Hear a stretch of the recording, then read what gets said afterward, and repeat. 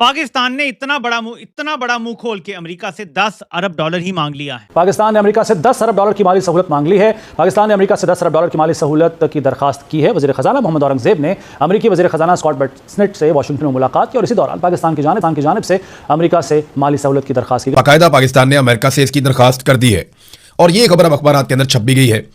अमेरिकी वज़ीर ख़ज़ाना को 5 साल के लिए पाकिस्तान ने दरखास्त की है कि हमें ये माली सहूलत दी जाए। पाकिस्तान की हर सर्विस की एक फीस होती है। Pakistan is like a service provider type का, वो मतलब वो जैसे नहीं होता ब्रोकर टाइप का, दलाल टाइप का काम जो है वो कर रहा है। तो इसमें वो एक्सपेक्ट कर रहा होगा यूएस से कुछ ना कुछ फेवर तो एक्सेप्ट करेगा इसमें। पाकिस्तान ने इतना बड़ा मुंह खोल के अमेरिका से $10 अरब ही मांग लिया है। रॉयटर्स लिखता है कि Pakistan seeks $10 billion in US backstop facility to boost reserves. इस खबर को पाकिस्तानी अखबार ने भी पब्लिश किया है। पाकिस्तान ने अमेरिका से $10 अरब के ज़र मुबादला इस्तेहकाम फंड के लिए दरख्वास्त कर दी, एप्लीकेशन डाल दी है, अर्जी डाल दी है। अमेरिकी वज़ीर ख़ज़ाना को 5 साला माली सहूलत की तजवीज़ मंजूरी की सूरत में मुल्क के ज़र मुबादला के ज़खायर में इजाफा, रुपये पर दबाव में कमी और कसीरुल जहती मालियाती ज़राए पर इन्हिसार कम होने की तवक्को है। अमेरिका ईरान जंग में सफारती किरदार के बाद अहम पेशरफ्त। खसूसी रिपोर्ट में पाकिस्तान की बैरूनी माली मुश्किलात का भी जिक्र वजारत खजाना और अमेरिकी महकमा खजाना का फौरी रद्द-ए-अमल सामने न आ सका। सालसी कराने के बदले $10 अरब मांग लिया गया है, लेकिन बात सिर्फ ये नहीं है। मैं अब आपको पूरी कहानी बताता हूं जो मुझे समझ आ रही है। पाकिस्तान पे सीपैक के बहुत खतरनाक कर्जे हैं। मैं आपको एक पुरानी पोस्ट दिखाता हूं अकबर साहब की, मैंने उसको लाइक किया था अभी। ये पोस्ट उन्होंने की थी 2016 में, जब सी पैक पाकिस्तान में निस्फ नहार पे था। नवाज शरीफ इसको पाकिस्तान के लिए गेम चेंजर बना के बेच रहा था, तो उन्होंने इसके हवाले से एक ऐसी बात की थी कि शायद मैं ना समझ पाता अगर उस वक्त मैं ये बात देखता, लेकिन उन्होंने जिस विजन के तहत ये बात की थी वो आज दुरुस्त साबित हो रहा है। अकबर साहब ने 2016 के अगस्त में पोस्ट किया था, चाइना का सी पैक डाका, चाइना के कर्जों के पैसों से चाइना की ही कंपनियों को महंगे ठेके, वो पैसा कंपनियां वापस चाइना ले जाएंगी और कर्जा वहीं का वहीं। और इस तरह की बेशुमार पोस्ट उन्होंने कर रखी हैं पिछले 10 सालों में, जिसमें पता चलता है कि पाकिस्तान चीन के डेट ट्रैप में फंस रहा है। पाकिस्तान जब सी पैक के धड़ाधड़ कर्जे ले रहा था और प्रोजेक्ट्स लगा रहा था, जिसमें ये ऑरेंज लाइन मंसूबा भी लाहौर में लगवा लिया गया, जबकि सी पैक था तो कराची में लगना चाहिए था। बहरहाल उस वक्त अमेरिका पाकिस्तान को कह रहा था कि चाइना तुम्हें ट्रैप कर रहा है और इससे दूरी इख्तियार करो, और इन कर्जों में शफाफियत नहीं है जो चीन तुम्हें दे रहा है, सी पैक के प्रोजेक्ट्स में शफाफियत नहीं है। और पाकिस्तान राइटफुली दिफा भी करता रहा कि चाइना नहीं चाहता था कि ये खोले जो भी कुछ है। बिल आखिर पाकिस्तान ने, ये सारा बैकग्राउंड आपको बताने का मतलब यह है कि बिल आखिर पाकिस्तान ने, मेरी जो अंडरस्टैंडिंग है, जो मुझे समझ आ रहा है, कि अमेरिका की इस डिमांड या इस मशवरे पे अमल करना शुरू कर दिया है। पहले सी पैक को बंद किया गया, शहबाज सरकार ने तो मुकम्मल अंदर से ताले लगा दिए हैं सी पैक प्रोजेक्ट्स को। इसके बाद अमेरिका की अगली डिमांड थी कि चाइना के कर्जे से जान छुड़ाओ, वो तुम्हारे ऊपर बहुत लेवरेज हासिल कर रहा है। पाकिस्तान ने कहा जी कि हम, मुझे जो समझ आता है, मेरी अंडरस्टैंडिंग है, मेरा तज्जिया है कि अगर आप चाहते हैं हम चीन के असर और रसूख से निकलें तो $10 अरब हमारी पहली डिमांड है, ये दें ताकि हम चाइना के असर और रसूख से निकलें। तारीख हमें यह बताती है कि ऐसा मुतालबा बाजवा भी कर चुका था। अपने आखिरी साल में बाजवा ने कहा कि देखिए हम चीन से असला लेने पे मजबूर हैं, अगर मगरबी कंपनियां हमारे साथ अच्छी डील करें, हमारे साथ मामला ठीक करें तो हम आपसे असला लेंगे, हमें चीन से असला लेने की क्या जरूरत है, लेकिन हमें मजबूरी में लेना पड़ता है। पाकिस्तान ने अमेरिका से $10 अरब की माली सहूलत मांग ली है। पाकिस्तान ने अमेरिका से $10 अरब की माली सहूलत की दरखास्त की है। वज़ीर ख़ज़ाना मोहम्मद औरंगज़ेब ने अमेरिकी वज़ीर ख़ज़ाना स्कॉट बेसेंट से वाशिंगटन में मुलाकात की और इसी दौरान पाकिस्तान की जानिब से अमेरिका से माली सहूलत की दरखास्त की गई। ये मुजवज़ा सहूलत की मुद्दत 5 साल तक हो सकती है और ये पेशरफ्त इसलिए भी अहम है कि पाकिस्तान पहले ही IMF के $7 अरब के प्रोग्राम के तहत मौशी इस्लाहात पर अमल कर रहा है। अगर अमेरिका की तरफ से किसी शक्ल में भी मालियाती बैक स्टॉप या एक्सचेंज स्टेबलाइजेशन मिलती है तो इससे पाकिस्तान के ज़र मुबादला ज़खायर और रुपए के इस्तेहकाम को सहारा मिल सकता है। लेकिन साथ ही साथ ये भी देखना होगा कि सहूलत की शराइत क्या होंगी और अमेरिका इसे किस शक्ल में फराहम करने पर तैयार होता है। तो इसी पर बात कर लेते हैं। हमारे साथ मौजूद हैं साबिक वज़ीर ख़ज़ाना जनाब हफीज़ पाशा साहब। बहुत शुक्रिया डॉक्टर साहब आपके कीमती वक्त का। सर, वो पाकिस्तान के ज़र मुबादला के ज़खायर को मद्देनज़र रखते हुए और जो इस वक्त मशरिक़ वस्ता की सूरत हाल की वजह से पाकिस्तान मौशी तौर पर दबाव में आ रहा है, आप समझते हैं कि एक बेहतर ऑप्शन हो सकता है अमेरिका से $10 अरब मांगना, और अमेरिका क्या ये पाकिस्तान को डिलीवर करेगा? बिस्मिल्लाहिर्रहमानिर्रहीम।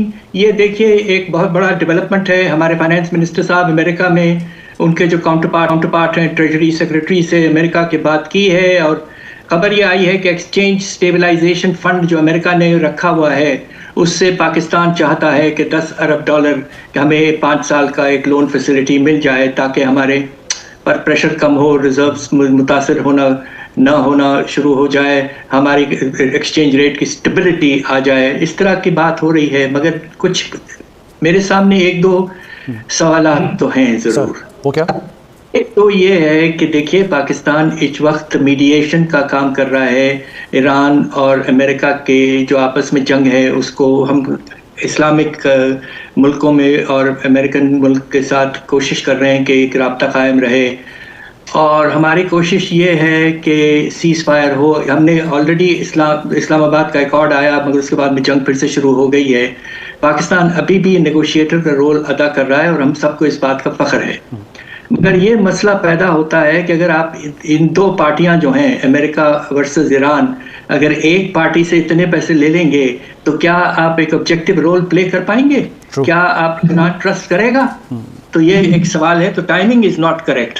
होना चाहिए था कि जब सीज़ फायर एक तरह से परमानेंट हो जाता तो उस वक्त पाकिस्तान ज़रूर बात करता, इसलिए कि ये लॉन्ग टर्म फाइनेंसिंग है 5 साल के लिए। दूसरा इशू ये है कि इस वक्त पाकिस्तान एक IMF के प्रोग्राम में है जो कि अगले साल जो है जून जुलाई 2027 में तकरीबन मुकम्मल हो जाएगा। तो अमेरिका की पॉलिसी आमतौर पर यह रही है कि जिन मुल्कों को ज़रूरत है, इसलिए कि IMF का डोमिनेटिंग जो मेंबर है वो USA है, तो हो सकता था कि पाकिस्तान को ये एग्रीमेंट हो जाए कि आने वाले साल के एंड में जब वक्त आएगा IMF का प्रोग्राम ख़त्म हो जाएगा तो एक फिर से नया एक्सचेंज स्टेबलाइजेशन फंड के बजाय एक्सटेंडेड फंड फैसिलिटी अमेरिका से। बाकायदा पाकिस्तान ने अमेरिका से इसकी दरखास्त कर दी है और ये खबर अब अखबार के अंदर छप भी गई है। अमरीकी वज़ीर ख़ज़ाना को 5 साल के लिए पाकिस्तान ने दरखास्त की है कि हमें ये माली सहूलत दी जाए और हमारे ज़र मुबादला के ज़खायर जो हैं उनमें कुछ थोड़ा इजाफा हो जाएगा, उससे पाकिस्तान के अंदर रुपए की जो सूरत हाल है वो बेहतर रहेगी। अब ये पाकिस्तान अमेरिका से कह रहा है। देखिए, ये जो सरकार आई है इसने अभी तक क्या कमाया? सरमायाकारी लाने में ये मुकम्मल तौर पे नाकाम रहे। आसिम मुनीर साहब ने बहुत बड़े बड़े दावे किए थे और उन्होंने कहा था 1 साल में मईशत को ठीक कर दूंगा, लेकिन उस वक्त से लेकर अब तक ये पाकिस्तान में बिल्कुल सरमायाकारी नहीं ला पाए, बल्कि 50 साल की कम तरीन सतह पे पाकिस्तान की सरमायाकारी चली गई। बहुत सारे ममालिक के दौरे किए गए, जितने दौरे किए गए, जितने पैसे उन दौरों पर खर्च किए गए, उतने पैसे भी ये टोला पाकिस्तान में नहीं ला पाए। तो नालायकी और निकम्मेपन का एक नया रिकॉर्ड है जो आसिम मुनीर साहब ने और उनके साथियों ने, जिन्हें वो लेकर आए इक़्तिदार में, उन्होंने एक नया रिकॉर्ड पाकिस्तान में बनाया। अब वो अमेरिका से पैसे मांग रहे हैं। इससे पहले उन्होंने सऊदी अरब से पैसे मांगे थे और फिर उन्होंने चीन से भी पैसे मांगे और बार बार मांगे। ना सिर्फ मांगे बल्कि उन पैसों को जो वापस करने थे वो रोल ओवर भी करवाया और बार बार करवाया। यूएई ने इनकार कर दिया उसके पैसे वापस करने थे, तो सऊदी अरब से पैसे लेकर यूएई को पैसे वापस किए। अब ये दुनिया में मजीद मुल्कों से पैसे मांगेंगे तो कोई पैसे तो इनको देगा नहीं। इनकी तवज्जो इस बात पे है कि दिफाई मुआहदे करके कुछ ममालिक की सिक्योरिटी अपने जिम्मे ले लें, अपनी फौज को, अपने हथियारों को वहां लगाएं। जो पाकिस्तानी कौम ने अपना पेट काट के अपने खून पसीने की कमाई के साथ एक फौज तैयार की है वतन अजीज के दिफा के लिए, उस फौज को और हथियारों को हम दूसरे मुल्कों के साथ दिफाई मुआहदों की सूरत में एंगेज करके कुछ पैसा इकट्ठा कर लें। लेकिन याद रखिएगा वो पैसा भी हमारा नहीं होगा, वो हमें कर्जे के तौर पे मिलेगा। हमें वो पैसा वापस करना पड़ेगा, चाहे हमारी जानें भी चली जाएं, लेकिन हमें वो पैसा वापस करना पड़ेगा। तो IMF से भी हमने पैसा लिया, वर्ल्ड बैंक से भी हमने पैसा लिया और कर्जे ले लेकर हमने रिकॉर्ड सारे तोड़ दिए।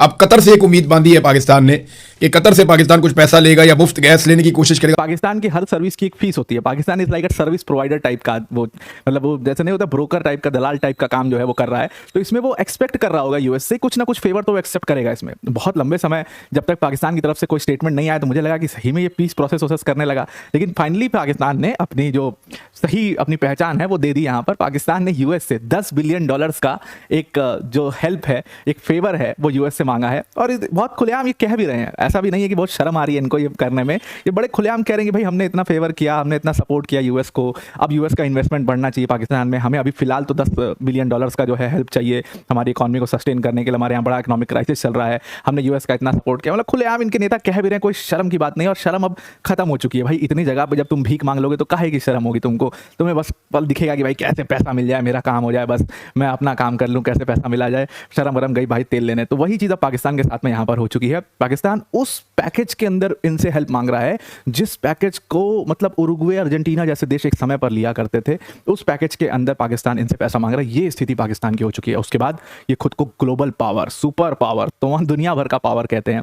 पाकिस्तान ने फाइनली $10 बिलियन का जो है अपना पैकेज मांग लिया है। यहाँ पर एक फेवर की तरह पर मांगा गया है और रिटर्न रिक्वेस्ट की गई Scott treasury secretary Scott Bessent से, और रिटर्न रिक्वेस्ट में उन्होंने कहा कि भाई हमें $10 बिलियन का बहुत हेल्प चाहिए।